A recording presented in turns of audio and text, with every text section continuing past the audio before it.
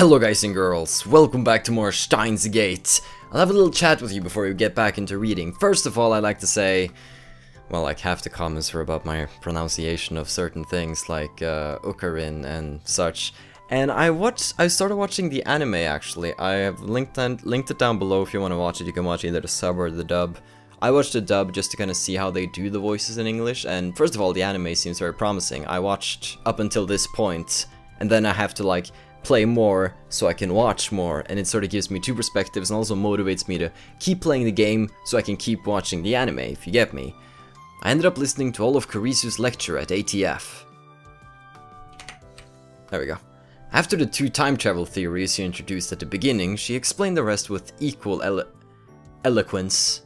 She seemed a little nervous at first, but that quickly changed as he spoke. By the end, it was an impressive lecture. So impressive that you wouldn't think it was an 18-year-old's first time. Giggity. She did well to respond to my malicious questions with sarcasm. She's got guts. Wait, why am I praising her? Leaving that aside, I saw Makise Kurisu dead, and yet she is alive. My memories don't mesh with reality. And not just about Kurisu, my conversations with Daru and Mayuri didn't make sense either. Everything would be solved if I just told myself that what I saw was a dream, an illusion, it never happened. But never say never. Oh god, he's the original JB. This leaves me with no choice. After parting ways with Daru at ATF, I head to Yanabayashi Shrine. Okay.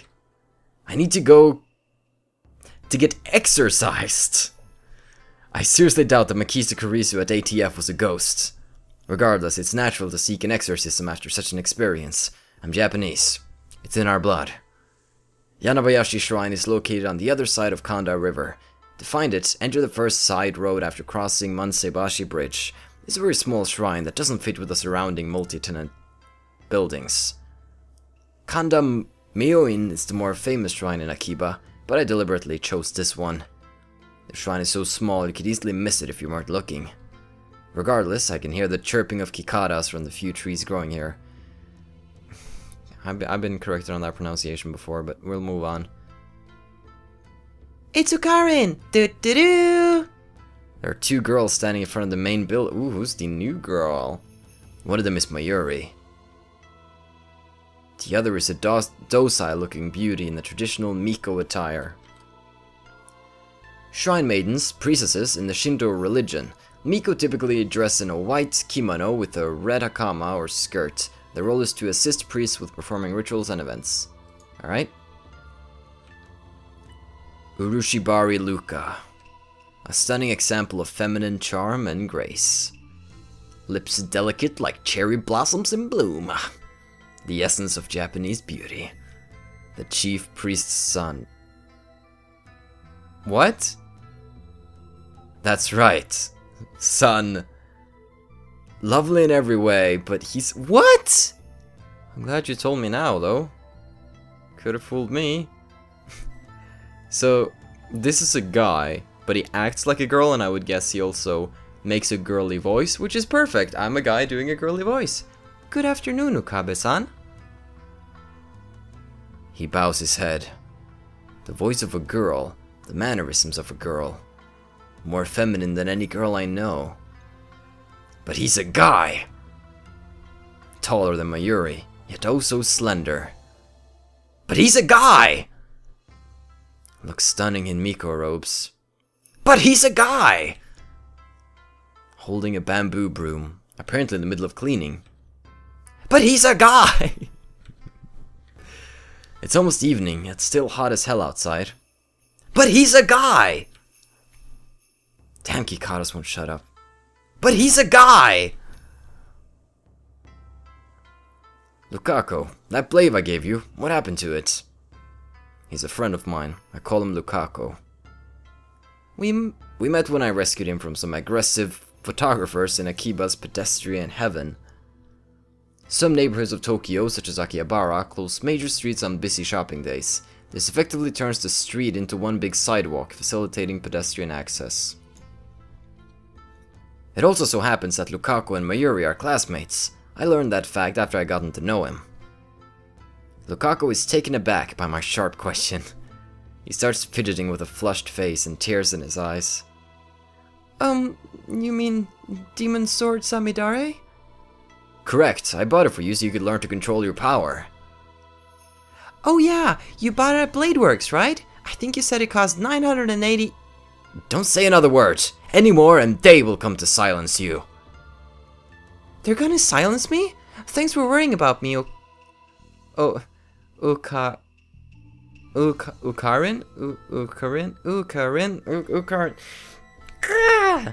But who are they? I ignore Mayuri's question. So, Lukaku, are you making sure to practice with Samidare like I told you? Yes, I do practice wings once a day. As long as you carry it and master the Seishin Sanma's school of swordsmanship, you can prevent the dark flame inside you from consuming your soul. Demon Sword Samidare may be an imitation sword, but that is only the form it takes to hide from the world. When one worthy to wield it appears, it unleashes its true power.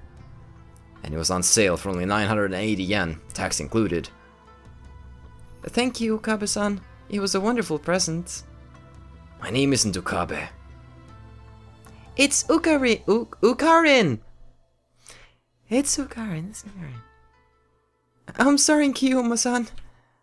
As long as you understand. Now, speak the words. Sai Kongalu? No, not Kongalu. Kongru. Yes. Sai Kongru. Did I get it right? Lukaku smiles happily as I nod. I'm unsure how to feel about this, considering he's a guy, but still acting very cute. This is difficult. Thank you. Such a lovely smile. But he's a guy! Such a beautiful master-disciple relationship. Mayushi's not a Fuyoshi, but she's getting a little excited. A term for female otaku with a particular interest in yaoi, okay, or works of fiction that depict homosexual relationships between men. Does not apply to female otaku in general. Oh my. Mayuri-chan, please don't imagine such things. Jeez. Though we do have a master-disciple relationship. I, Hoyin Kyuma, have gone to great lengths to brainwash, teach Lukaku about the evil conspiracies that rule the world and how to resist them. That stuff about Demon Sword Samidare is part of that training. Looks aside, Lukaku is very obedient and hardworking. Plus, he's always eager to learn new things. A master couldn't ask for a better disciple. Though he does have the weakness of not catching on too quickly and being too shy. What are you doing here, Mayuri? Mayuri? I came to see Luka-kun.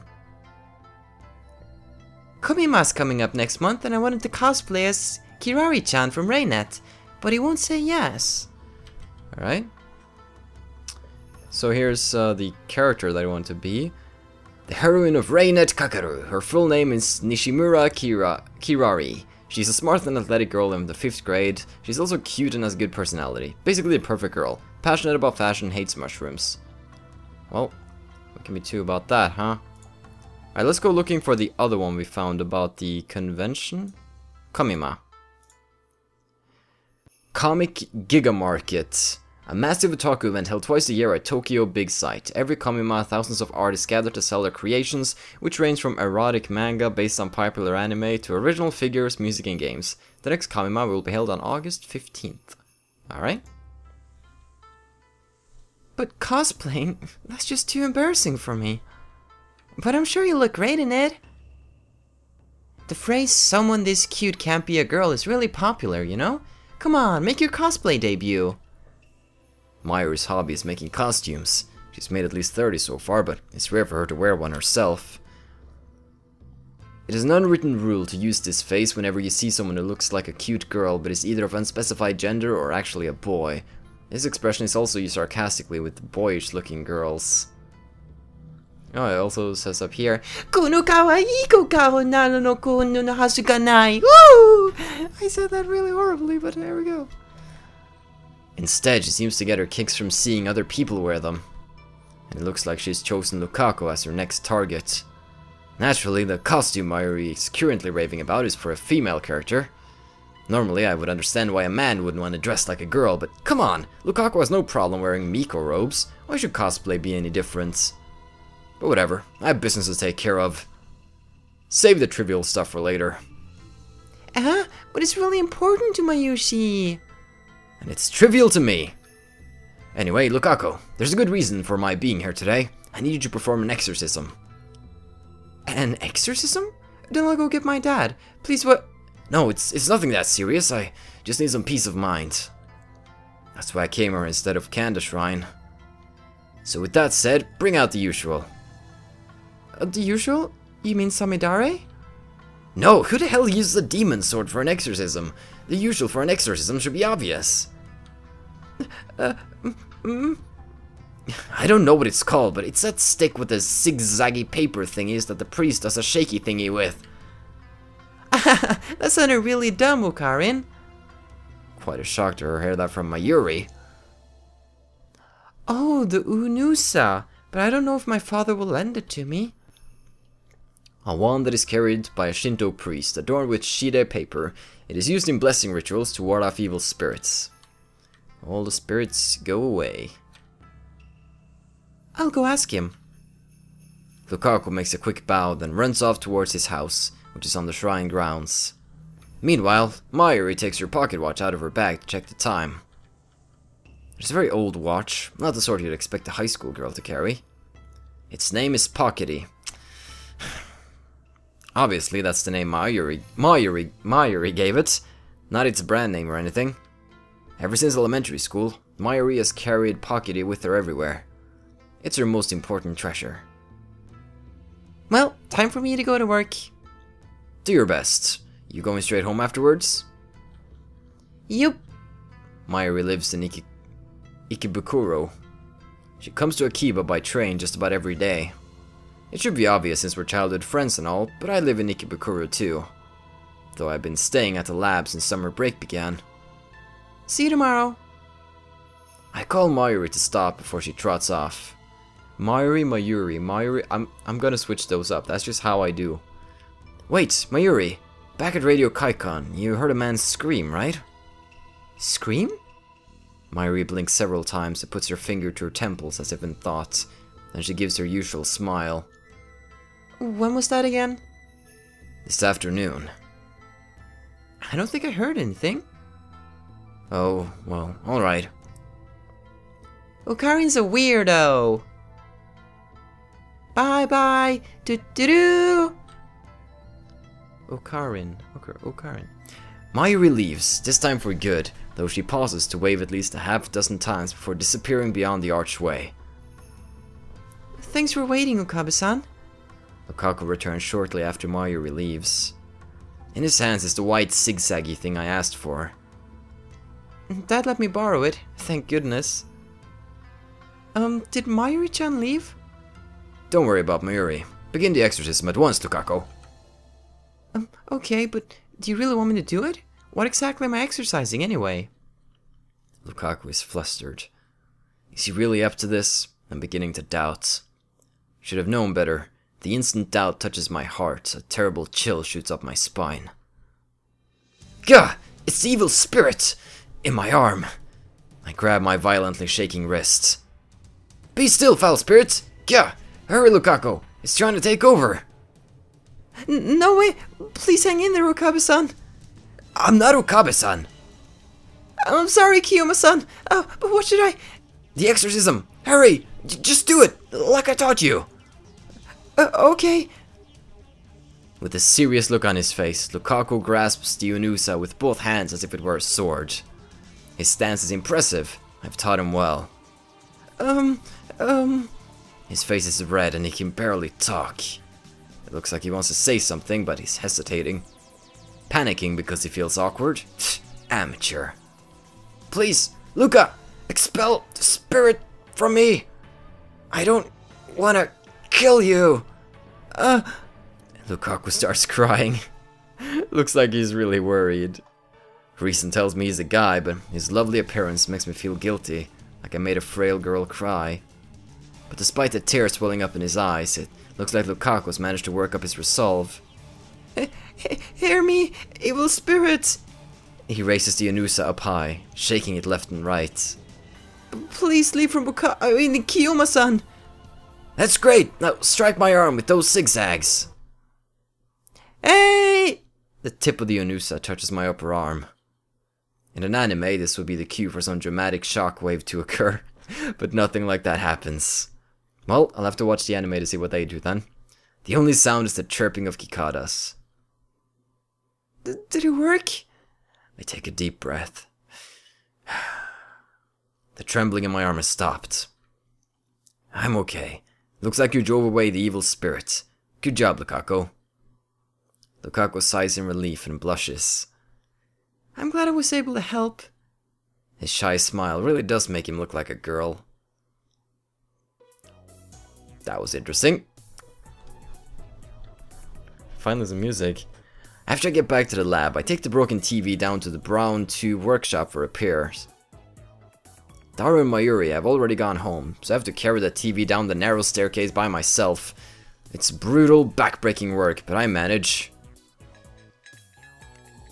Yeah, I push the workshop door open with my hips and head inside. It's interesting though, because I noticed that during the first episode of the anime, this scene actually takes place. So they've switched around a little bit, but it shouldn't spoil anything when I watch the anime. Just, you know, they tend to like switch up the order that things happen just for the sake of television compared to games. The room is dimly lit by the setting sun, but the gloom is offset by the glare from the gigantic CRT in the center of the room. A 42-inch CRT television. It doesn't seem like something you get in modern Japan. With LCD TVs becoming the new standard, I seriously doubt anyone would want a bulky old CRT. Alright, so this is Braun. I don't know what kind of voice Braun should have. It should be kind of... Sorry, okay, that was some sort of summoning ritual. Let's just stay with the... No. Yo, what's up, Okabe? Sitting in front of the huge CRTV is an equally huge man reading a sports newspaper. He's the workshop's manager, actually the owner of this whole building, Tenoji Yugo. I call him Mister Braun. Okay, why do you call him Braun though? It's a fitting name for someone who loves brown tubes. Braun. Braun! Braun! I guess since it's German, it's Braun? Braun? Close enough. I like the color. I'm not really... Anyways. What's up? The TV you gave me broke, that's what! I bet you were treating it rough, weren't you? I barely managed to set the heavy TV on the counter. Love, you gotta treat him with love. A muscle-bound bald guy talking about love. It sends shivers down my spine. I'll need repairs, post-haste! Man, why do you always talk like that? Mr. Braun begins investigating the cause of the problem. With nothing better to do, I look around the store. Okay, so I've actually heard some interesting things. Apparently, the choices in this game is not really based on text boxes like in earlier visual novels I played. It's not like go here, go here. It happens through using your phone, through replying to emails and such. So as you can see, here we can select different choices. I don't know what they do, but they will affect the outcome of the game, which is interesting. Okay, so from Mayuri, subject don't sell it. Upa is super popular, you know? Even more popular than the hero Kakeru-kun. They're so cute, I want to collect them. It's like how you used to collect black fingerless gloves, remember? Alright, let's wait, open it. So cute. Reyna's mascot, okay. Now let's reply that. Indeed, but you must never speak of that to anyone else. It was necessary to seal that abomination lying dormant in this right arm of mine. Okay. Mail sense. Sorry about that. Back to the game. Choop choop. I don't know if it's just the dust hanging in the air, but something feels stagnant about this place. There are CRT screens everywhere. The haphazard layout makes them seem like junk, but they're all functional according to Mr. Braun. He He's got a full range of both old and new. Some of them are probably older than me. There are even some flat screen and HD CRTs that came out just before LCDs took the market. You're open late today. Don't you usually close around 7? The crowds in Akiba think quickly at night. All the major electronics stores close around 8 or 9 o'clock. And then, as if the liveliness of the day was simply a lie, the town goes silent. I'm expecting someone. You mean you mean that chipmunk of yours? Don't be calling my little girl a chipmunk, you hear? The manager glares at me and takes a photo from his wallet. It's a picture of a young girl, shyly making a peace sign at the camera. One might assume this muscle-bound man to be some kind of pervert, but the girl is actually his daughter. She's about 12 years old now, I think. His love for her is second only to his love for CRTs. Or was it the other way around? I see her in the store every now and again. What was her name again? If you touch Nay, you're dead. That's it, Nay. A rare name that means to braid. She pops up at the store every now and again, so we interacted with her before. And by we, I mean Mayuri, since she's the only one Nay gets along with. Nay always hides when she sees me or Daru. I must admit, I'm impressed she can sense my aura of madness at such an early age. Mr. Braun makes a grandiose kissing gesture at his daughter's photo. Oh, such a big guy and such a big heart. Once again, shivers down my spine. But seriously, besides your daughter, has this workshop ever had a customer? I've been renting the second floor for about 6 months. I think there's a lot of snow in Norway. People are trying to get rid of some snow by using machines, so maybe some background hum, but whatever. I've been renting the second floor for about 6 months, but I don't recall ever seeing a customer.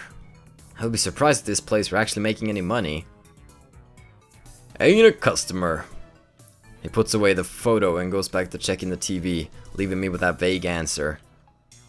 There's probably just a loose solder on the board. I can fix it. Really? Well then, by all means. Hold on, I'll get you an estimate. What? You're charging me? What you think? This ain't some charity. You're the one who gave us the TV. Yeah, so what? Never said I'd service it for free. Curse you. You have some gal to say that after foisting a half-broken piece of junk onto us. Oh, shut up. If you don't want it, I can take it back. Though I'll have to charge you for its safe disposal. Extortion! You dare cheat a man who very well may change the future of mankind? Ha! Who's that now? Me, of course. Who else? Brush your teeth and go to sleep, kid. You got some nerve to be back-talking when I'm letting you rent the second floor for next to nothing. You shall have your money, Mr. Braun. In the end, I'm no match for him. Just then, I hear the door open. I look up to see that a girl has entered the store. She's wearing a vintage jacket and tight shorts that highlight her long limbs and athletic figure. I find myself particularly impressed by her well-defined thighs. What's up? Dots. Dots. Suddenly, time stops. It feels like someone activated the world. The power to stop time, one of those supernatural abilities called Steins that appear in the popular manga JoJo's Bizarre Adventures. Those with the ability to use Steins are called Stan users. The girl is still standing there with her arm in the air. Her smile gradually fades into confusion. What kind of reaction was she hoping for? Seriously. Anyway, is she the person Mr. Braun was expecting? Maybe she's someone he knows personally. Not her daughter? Or dare I say, his girlfriend? She finally drops her post and clears her throat. I called earlier. I'm Amane. Amane? Is that how I would say it? And just like that, time starts moving again. Oh, so you're the kid for the job interview. I'm Tenuji, the manager. I thought it was a customer for a second there. Oh. A job interview? This young woman? You want to work at the dull, dirty, depressing, debt-ridden Braun Tube workshop with this filthy old manager? You want an extra 1,000 yen added to your rent? My words are but the truth, though I suppose it's not my place to get involved. Anyway, I had no idea the Braun Tube Workshop was hiring. You always look so... free. I didn't know you needed the help. Actually, I'm the one who begged for the job. The girl looks a little embarrassed. The boss refused at first, but I wouldn't take no for an answer. That's honestly surprising. Kids with drive are rare these days. Take a seat right there, young lady.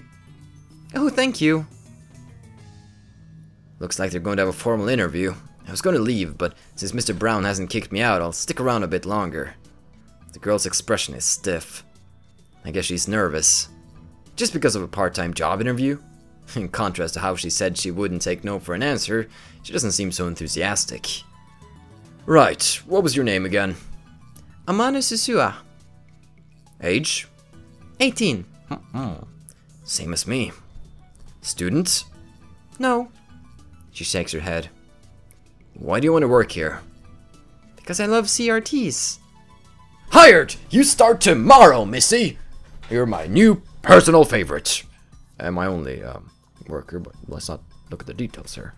Wait, what? Is this some sort of joke? Are we on camera? Are we? Thanks, boss. Finally, Amano Susua seems to relax. Then she looks at me. Who are you? You dare ask me my name? Banish the thought from your head, girl. To learn it would place your life in jeopardy. Countless women have learned my name only to find themselves targets of the organization. Sarah in America, Claudia in Italy, Simona in France. I won't put anyone else in danger. Hey, stop pulling things out of your ass. He just doesn't understand my pain. This idiot rents the second floor. Name's Okabe Rintaro. My name is not Okabe, it's Hoin... Quit it or I'll raise your rent. I'm Okabe Rintaro. The girl stands up, places her hand on my shoulder and looks at me with a serious expression. I don't know anything about this organization that's after you. But if you're ever in trouble, Okabe Rintaro, let me know. I can help with stuff like that. Huh? Stuff? Like what?